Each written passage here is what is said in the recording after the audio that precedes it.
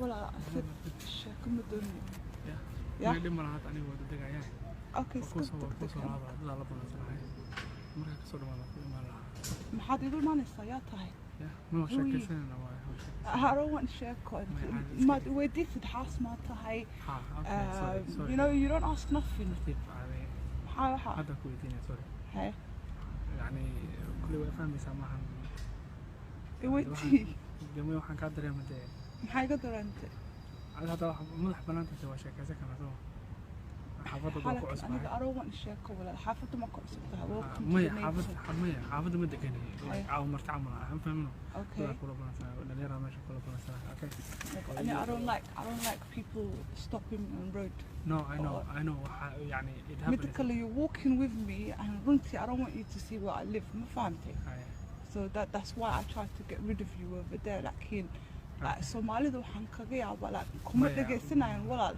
you know xoog waay حتى dar iyo dan forget about past right nan kula sheekaystaan doonay hatta ma wala soo gamay I don't care hatta la soo waco I want you in on the like wax soo dhamaanaya within an hour or two okay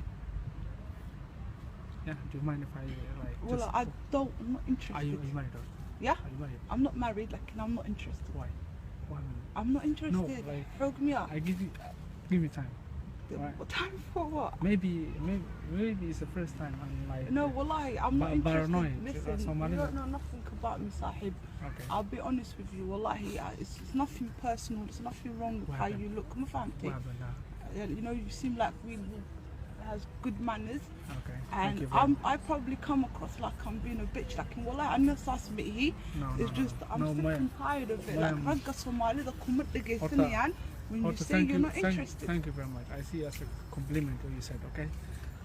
I'll only have like after thanking you first time for just give me a bit of your time, right? I right? don't want to give you my time. Time is money.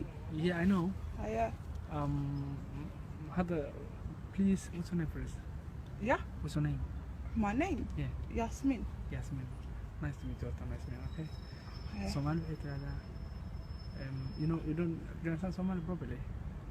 Well, please, listen. I need to, wallahi, listen. Okay, I gotta go, Sahib. I bought in. You ain't popping into my yard. The fuck? I said no, listen. I'm coming. No, I'm not saying to you something bad about you. Right? Well, no is no. After 1 hour. I said fucking no, innit? Allow it. Wallahi, billah, you're pissing me off. What the fuck is I'm not busy. Listen. You don't have the time. You don't have time. Neither do I, alright?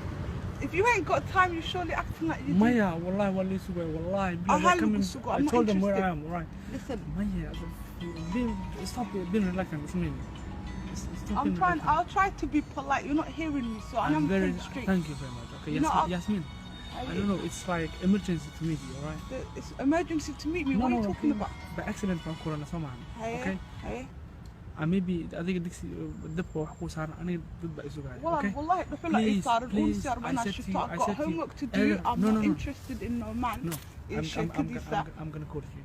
Okay? You're not gonna call me. I'm not giving you my number. Okay, give me your door number. I'm not giving you my door number. Are you serious? Where would we meet? Yeah? Where would we meet? We're not gonna meet. Well, I'm not interested in you. Facebook my stuff. Forget my Facebook.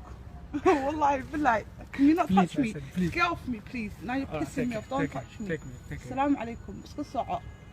You don't need to touch my hand, wallah. Very.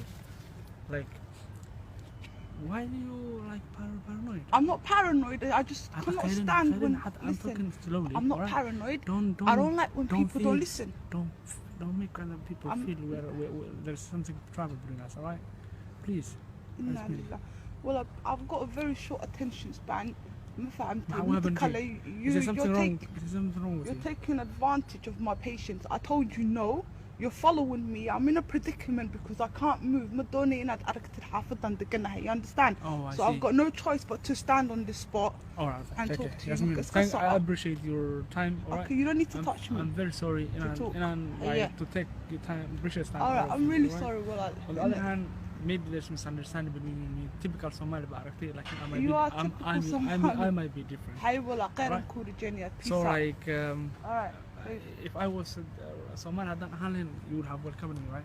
What the fuck? What do you mean Somali? Why are you saying that? Why are you saying bad about Somalis?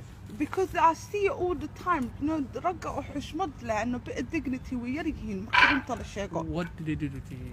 Well, I'm not here to get interrogated. I don't give two fucks what you think of me. That جنبي جعلها واحد ضد مليست هذا هو كوتا عشان ما فهمتي. لكن I'm not interested. I'm not here to defend myself. Can you please go? Okay, take care. السلام عليكم.